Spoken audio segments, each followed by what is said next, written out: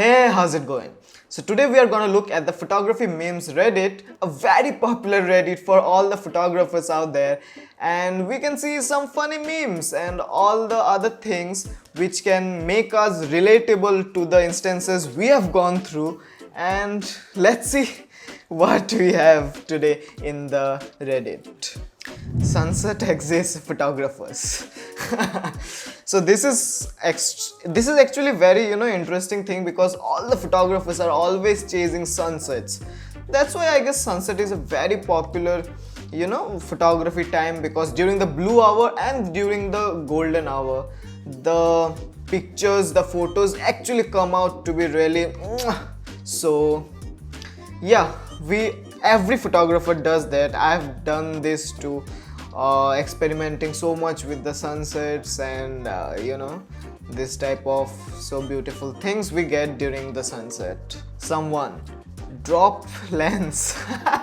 All photographer in 5 miles radius. Ooh. Yes, it's very much relatable.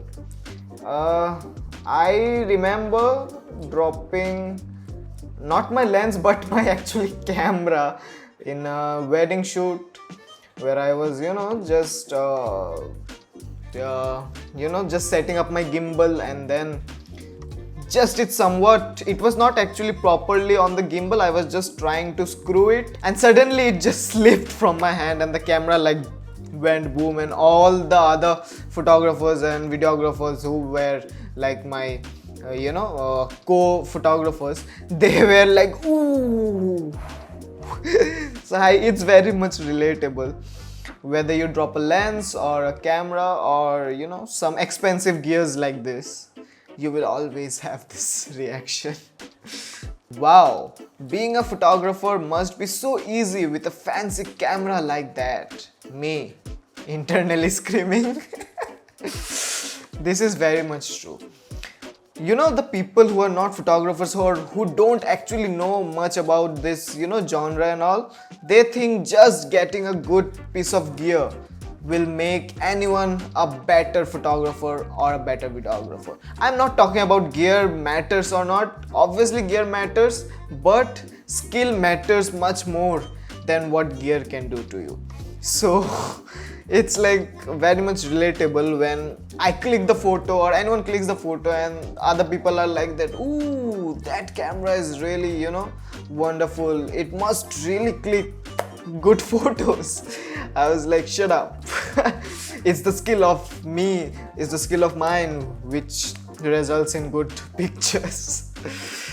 Street photographers, when they see a homeless person on the street, this is very much fact that the homeless person or the poverty is a very popular form of street photography, where the labor class, the hardworking people, and then the people who are especially very much poor and homeless, their photograph somewhat stands out from the other types of street photography.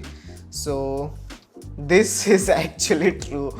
I have literally seen this happening even in front of me. When I buy a Sigma Art f1.4 lens and wait for possible models to write to me, okay, day 1, day 2, day 817. Oh yes, we always expect, if I get this lens, then I will get better shoots. If I get that camera, then I will get better shoots. And this doesn't happen actually. So you have to just connect with people and have that network to get models and other type of portrait shoots, because in portrait photography this is which is very much important. Always when you do photo for someone, you send them full quality, but they publish on social media like this. This is very true. So as a photographer, as an editor, what you do, you take a photograph, you go into the Lightroom or any other editing software, you crop it according to the composition you want, and then you do everything to make a good photo. And when you send it to someone, they just I don't know, add another filter to it, maybe some Instagram filter before posting it, and again they just crop it and the whole composition just gets destroyed. The rule of thirds is gone, everything is gone, like literally gone. So it happened with me. I have sent so many photos to so many different friends of mine, and just before posting it they again cropped it and changed the composition or maybe added some extra filter. So this is very annoying thing for a photographer, because you have spent so much time, maybe 2 3 4 hours editing a photo to make it the right best possible way it should look. So this is really relatable. When the model annoys me asking if the pictures are done. Yes, every portrait photographer, I am not a professional portrait photographer, but I have done portrait photography for many purposes. So I know I know what it feels like when the model, just after going back home, they just message you, send me the photos, send me the photos. And I'm like, dude, they are raw photos. You need to first convert them to JPEG, color correct it, and this and that. And wait, I will give you ultimately what's so much hurry in there. So I can relate to it.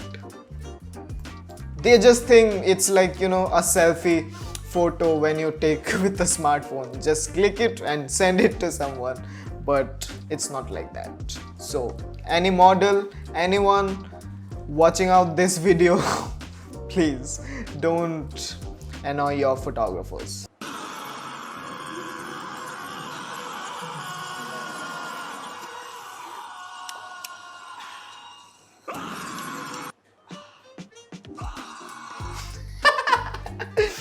Oh god, this is so much true.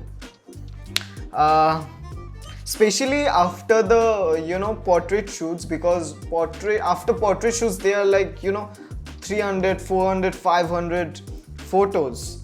You have to, there's a selection, all of them are not totally usable. So in some photos you will miss the focus, in some photos there will be a bad composition or something, or bad lighting, whatever, but at least you have 100 or 200 photos to edit, and you import the first photo, like you edit the first photo, and it just takes 1 hour, correcting everything, color grading and this and that, and then you will realize that you have still so many more to edit. Alright, so that's it for today guys. I hope you really liked this different kind of video from me. Comment down below if you want to see more of this kind of videos, and if you really like this video then give it a thumbs up, and if you're new to this channel, you already know what to do. So that's it for today's video. See ya.